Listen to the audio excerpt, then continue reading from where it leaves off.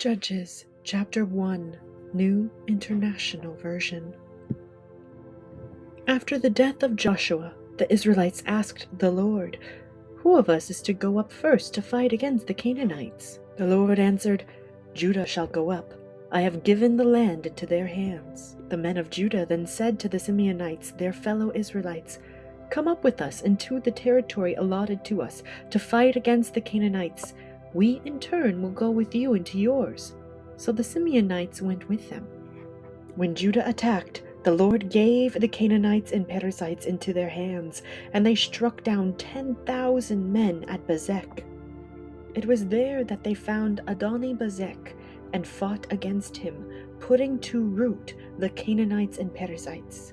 Adoni-Bezek fled, but they chased him and caught him, and cut off his thumbs and big toes. Then Adoni-Bezek said, 70 kings with their thumbs and big toes cut off have picked up scraps under my table. Now God has paid me back for what I did to them." They brought him to Jerusalem, and he died there. The men of Judah attacked Jerusalem also and took it.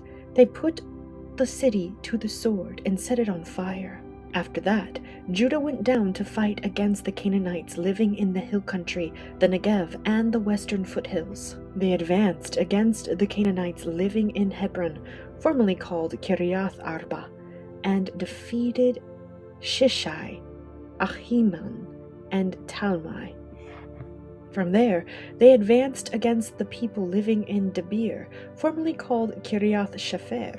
And Caleb said, "I will give my daughter Aksa in marriage to the man who attacks and captures Kiriath Sepher." Othniel, son of Kenaz, Caleb's younger brother, took it.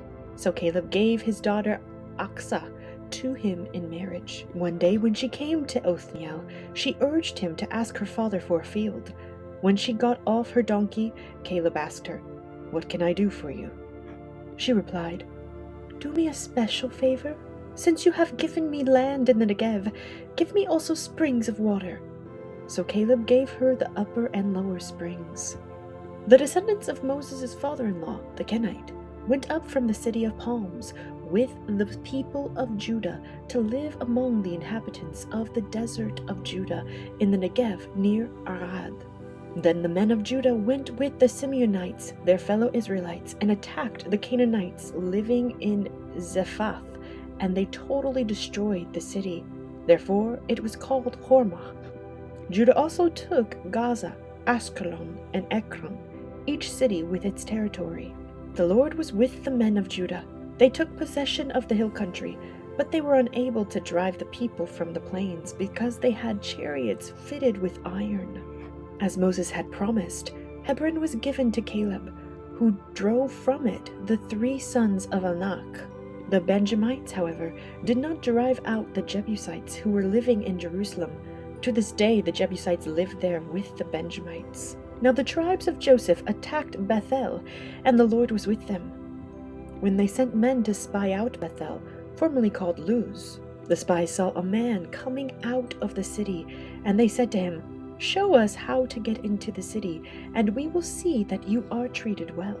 So he showed them, and they put the city to the sword, but spared the man and his whole family. He then went to the land of the Hittites, where he built a city and called it Luz, which is its name to this day. But Manasseh did not drive out the people of Beth-shan, or Ta'anak, or Dor, or Iblaim, or Megiddo, and their surrounding settlements, for the Canaanites were determined to live in that land.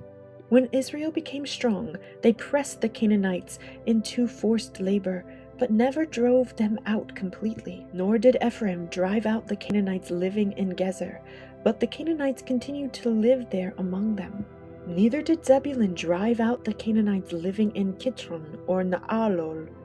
So these Canaanites lived among them, but Zebulun did subject them to forced labor. Nor did Asher drive out those living in Akko, or Sidon, or Ahlab, or Akzib, or Helba, or Ephek, or Rehob. The Asherites lived among the Canaanite inhabitants of the land because they did not drive them out. Neither did Naphtali drive out those living in Beth Shemesh or Beth Anath, but the Naphtalites too lived among the Canaanite inhabitants of the land, and those living in Beth Shemesh and Beth Anath became forced laborers for them. The Amorites confined the Danites to the hill country, not allowing them to come down into the plain, and the Amorites were determined also to hold out in Mount Perez, Ahijalon, and Sha'albim. But when the power of the tribes of Joseph increased, they too were pressed into forced labor. The boundary of the Amorites was from Scorpion Pass to Selah and beyond.